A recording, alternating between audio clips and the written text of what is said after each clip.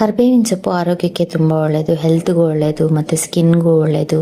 Hair growth ಆಗೋದಕ್ಕೂ ನಮಗೆ help ಮಾಡುತ್ತೆ ಕರ್ಬೇವಿನ ಸೊಪ್ಪು. ಬೆಳಗಿನ ತಿಂಡಿಗೆ ನಾವು ರೈಸ್ ಐಟಮ್ಸ್ನ ಮಾಡ್ತಾ ಇರ್ತೀವಿ, ಚಿತ್ರಾನ್ನ ಮಾಡ್ತಾನೆ ಇರ್ತೀವಿ. ಕರ್ಬೇವಿನ ಸೊಪ್ಪಿನ ಚಿತ್ರಾನ್ನ ಮಾಡೋದಕ್ಕೆ ಮೊದಲಿಗೆ ನಾನು ಒಂದು ಪ್ಯಾನ್ ಅಥವಾ ಬಾಣಲೆ ಇಟ್ಕೊಂಡು ಅದಕ್ಕೆ 1 ಸ್ಪೂನಷ್ಟು ಕಡಲೆಬೇಳೆ ಮತ್ತು 1 ಸ್ಪೂನಷ್ಟು ಉದ್ದಿನಬೇಳೆನ ಸ್ವಲ್ಪ ಹೊತ್ತು ಹುರ್ಕೊಂಡಿದ್ದಾದಮೇಲೆ 1 ಸ್ಪೂನಷ್ಟು ಜೀರಿಗೆ ಹಾಕ್ಕೊಂಡಿದ್ದೀನಿ. 1 ಟೀ ಸ್ಪೂನ್ ಜೀರಿಗೆ, ಒಂದು ಅರ್ಧ ಟೀ ಸ್ಪೂನಷ್ಟು ಮೆಣಸು ಹಾಕಿ ಗಮ್ಮನ್ನು ಹಾಗೆ ಹುರ್ಕೋಬೇಕು ಕೆಂಪಕ್ಕೆ. ಸ್ಟಾರ್ಟಿಂಗಿನ ಹುರ್ಕೊಳ್ಳುವಾಗ 1 ಸ್ಪೂನ್ ಎಣ್ಣೆ ಸೇರಿಸ್ಕೊಂಡು ಕಡಲೆಬೇಳೆ ಉದ್ದಿನಬೇಳೆನ ಹುರ್ಕೋಬೋದು. ನಾನಿಲ್ಲಿ ಒಂದು ಸ್ವಲ್ಪ ಹೊತ್ತು ಹುರ್ಕೊಂಡಿದ್ದಾದಮೇಲೆ 1 ಸ್ಪೂನ್ ಎಣ್ಣೆ ಹಾಕಿ ಮಿಕ್ಸ್ ಮಾಡಿ ಒಂದು ಸ್ವಲ್ಪ ಹೊತ್ತು ಹುರ್ಕೋತಾ ಇದ್ದೀನಿ. ಹುರ್ಕೊಳ್ಳುವಾಗ ಮೀಡಿಯಮ್ ಉರಿ ಅಥವಾ ಸಿಮ್ಮಲ್ಲಿ ಇಟ್ಕೊಂಡು ಹುರ್ಕೋಬೇಕು. ಕಡಲೆಬೇಳೆ ಉದ್ದಿನಬೇಳೆ ಜೀರಿಗೆ ಮೆಣಸನ್ನ ಒಂದು ಸ್ವಲ್ಪ ಹೊತ್ತು ಹುರ್ಕೊಂಡಿದ್ದಾದಮೇಲೆ ನಾನಿಲ್ಲಿ ಹಸಿ ಕರ್ಬೇವಿನ ಸೊಪ್ಪು ತೊಗೊಂಡಿದ್ದೀನಿ. ಒಂದು 2 ಹಿಡಿಯಷ್ಟು ಹಸಿ ಕರ್ಬೇವಿನ ಸೊಪ್ಪನ್ನು ಕಡಲೆಬೇಳೆ ಉದ್ದಿನಬೇಳೆ ಜೊತೆ ಸೇರಿಸ್ಕೊಂಡು ಅದು ಫುಲ್ಲು ಡ್ರೈ ಆಗಬೇಕು. ನಾವು ಕರ್ಬೇವಿನ ಸೊಪ್ಪನ್ನು ಟಚ್ ಮಾಡಿದಾಗ ಅದು ಪುಡಿ ಆಗಬೇಕು, ಆ ರೀತಿ ಆಗೋವರೆಗೂ ನಾವು ಹುರ್ಕೋಬೇಕು. ನಾವು ಕಡಲೆಬೇಳೆ ಉದ್ದಿನಬೇಳೆ ಹುರ್ಕೊಂಡಿದ್ದಾದಮೇಲೆ ಅದನ್ನ ಪಕ್ಕಕ್ಕೆ ಇಟ್ಕೊಂಡು ಆಮೇಲೆ ಆದ್ರೂ ಕರ್ಬೇವಿನ ಸೊಪ್ಪನ್ನು ಹುರ್ಕೋಬೋದು.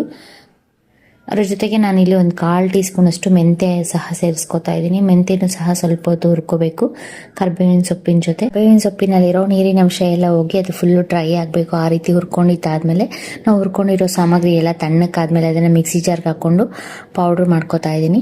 ಕರ್ಬೇವಿನ ಸೊಪ್ಪಿನ ಈ ರೀತಿ ಪೌಡ್ರನ್ನ ಮಾಡಿ ಇಟ್ಕೊಂಡ್ಬಿಟ್ಟು ನಾವು ಒಂದು 2 ರಿಂದ 3 ಸರಿ ಸ್ಟೋರ್ ಮಾಡಿ ಇಟ್ಕೊಂಡು ಚಿತ್ರಾನ್ನ ಮಾಡ್ಕೋಬೋದು.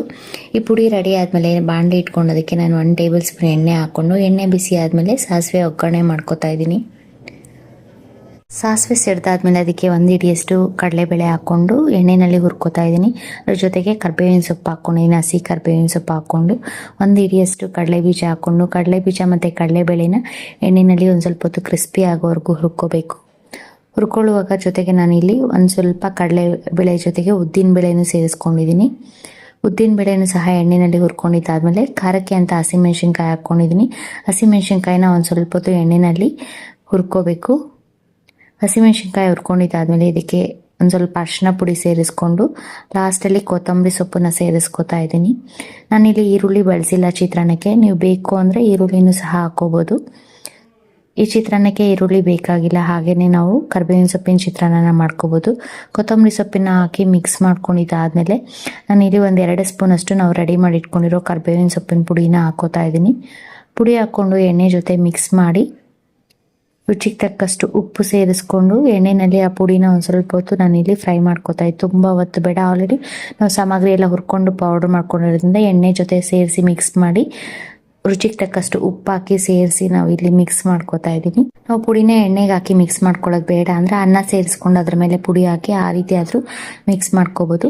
ನಾನಿಲ್ಲಿ ಪುಡಿ ಹಾಕಿ ಎಣ್ಣೆಯಲ್ಲಿ ಒಂದು ಸ್ವಲ್ಪ ಹೊತ್ತು ಮಿಕ್ಸ್ ಮಾಡ್ಕೊಂಡಿದ್ದಾದಮೇಲೆ ರುಚಿಗೆ ತಕ್ಕಷ್ಟು ಉಪ್ಪು ಹಾಕಿ ಲಾಸ್ಟಲ್ಲಿ ಸ್ಟವ್ ಆಫ್ ಮಾಡಿಕೊಂಡು ನಿಂಬೆಹಣ್ಣು ರಸ ಸೇರಿಸ್ಕೊತಾ ಇದ್ದೀನಿ. ನಿಂಬೆಹಣ್ಣು ರಸ ಹಾಕಿ ಮಿಕ್ಸ್ ಮಾಡಿಕೊಂಡು ನಾವು ಅನ್ನ ಮಾಡಿಟ್ಕೊಂಡಿರೋದನ್ನು ಒಂದು ಸ್ವಲ್ಪ ತುಂಬ ಬಿಸಿಯಾಗಿದೆ, ಒಂದು ಸ್ವಲ್ಪ ಬಿಸಿ ತಣ್ಣಕ್ಕಾದ್ಮೇಲೆ ಅನ್ನನ ಸೇರಿಸ್ಕೊತಾ ಇದ್ದೀನಿ. ಅನ್ನ ಮಾಡಿಟ್ಕೊಂಡಿರೋದನ್ನ ಗೊಜ್ಜಿನ ಜೊತೆ ಸೇರಿಸ್ಕೊಂಡು ಮಿಕ್ಸ್ ಮಾಡಿಕೊಂಡ್ರೆ ಕರ್ಬೇವಿನ ಸೊಪ್ಪಿನ ಚಿತ್ರಾನ್ನ ರೆಡಿ ಆಗುತ್ತೆ. ನಾವು ಅನ್ನ ಹಾಕ್ಕೊಂಡಿದ್ದಾದಮೇಲೆ ಬೇಕು ಅಂದ್ರೂ ಪುಡಿನ ಹಾಕ್ಕೊಂಡು ನಾವು ಮಾಡಿಟ್ಕೊಂಡಿರೋ ಪುಡಿನ ಹಾಕಿ ಮಿಕ್ಸ್ ಮಾಡಿಕೊಂಡು ಆಮೇಲೆ ಸಹ ನಿಂಬೆಹಣ್ಣು ರಸ ಹಾಕ್ಕೋಬೋದು. ನಾನಿಲ್ಲಿ ಗೊಜ್ಜನ್ನ ಮಾಡಿಕೊಂಡು ಆಮೇಲೆ ಅನ್ನ ಮಿಕ್ಸ್ ಮಾಡ್ಕೋತಾ ಇದ್ದೀನಿ. ಆರೋಗ್ಯಕರವಾದ ರುಚಿಕರವಾದ ಕರ್ಬೇವಿನ ಸೊಪ್ಪಿನ ಚಿತ್ರಾನ್ನ ರೆಡಿ ಆಯಿತು. ಈ ರೀತಿ ಬೆಳಗಿನ ತಿಂಡಿಗೆ ನಾವು ಕರ್ಬೇವಿನ ಸೊಪ್ಪಿನ ಚಿತ್ರಾನ್ನ ಮಾಡ್ಕೋಬೋದು. ತುಂಬ ರುಚಿಯಾಗಿರುತ್ತೆ, ಆರೋಗ್ಯಕ್ಕೂ ಸಹ ಒಳ್ಳೆಯದು.